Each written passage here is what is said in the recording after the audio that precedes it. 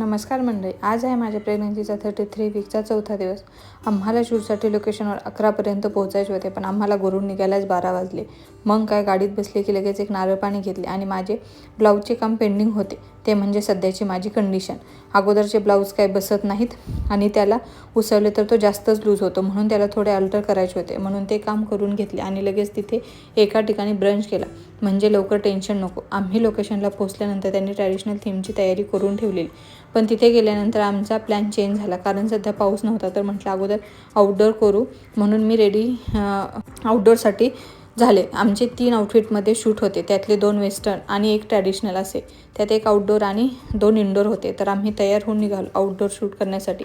आम्ही निघेपर्यंत थोडाही पाऊस नव्हता, पण आम्ही जसे आमच्या लोकेशनपर्यंत पोहोचलो तसा पाऊस सुरू झाला आणि तोही चांगलाच येत होता. मग काय, 20 मिनिट आम्ही गाडीतच वाट पाहिली. पण म्हणतात ना, भगवंतांनाच काळजी असते आपली, तसेच काही. आम्ही गाडीतून गार्डनमध्ये येईपर्यंत पाऊसही बंद झाला आणि तुम्ही पाहू शकता किती स्ट्रगल सुरू आहे आमचा शूटसाठी. पण खूप सुंदर असे शूट केले आहे. तुम्ही नक्की इन्स्टाला जाऊन चेक करा. आणि जर तुम्हालाही नाशिकमध्ये शूट करायचे असेल तर मी डिस्क्रिप्शन बॉक्समध्ये त्यांचा ID देत आहे, नक्की चेकआउट करा. त्यानंतर मला थोडे अनइझी फील व्हायला लागले, म्हणून त्यांनी मला हवा घातली आणि राहिलेले शूट करून आम्ही आलो नंतर इनडोअरसाठी. आणि हे होते आमचे नेक्स्ट आउटफिट. तोही कसा वाटत आहे ते मला नक्की कमेंट करून सांगा. त्या शूटनंतर मी खूप थकले, म्हणून 15 ते 20 मिनिट आराम केला आणि मग लागले आमचे जे मेन शूट होते, म्हणजे ट्रॅडिशनल शूटची तयारी करायला. आम्ही वेस्टर्नपेक्षा ट्रॅडिशनल शूटची खूप उत्सुकता होती आणि खूप सुंदर असे शूट झालेले आहे ट्रॅडिशनलचे. त्यानंतर फायनली 8:30पर्यंत आमचे शूटवरून आम्ही घरी आलो. आणि तुम्हाला जसे अगोदर बोलले होते की आई येणार आहे, तर आज ती आलेली.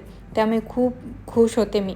मला घरी जाऊन काही करण्याची गरज नव्हती, ना की बाहेर काही खाण्याची. आणि त्याचबरोबर आज तिने मस्त असे लाडू आणि गुलाबजामुन बनवून आणले होते, तर छान त्याचा आस्वाद घेतला. आणि शेवट शूटमुळे खूप थकलेले, म्हणून त्यांनी गरम पाण्याची पिशवी दिली आणि मी छान पाय शेकून घेतले. तर असा होता आजचा व्हिडिओ. तुम्हाला कसा वाटला ते नक्की कमेंट करून सांगा. आणि शेवटी काही फोटो आहेत ते नक्की एन्जॉय करा. तर चलो, भेटू नेक्स्ट व्हिडिओमध्ये. बाय.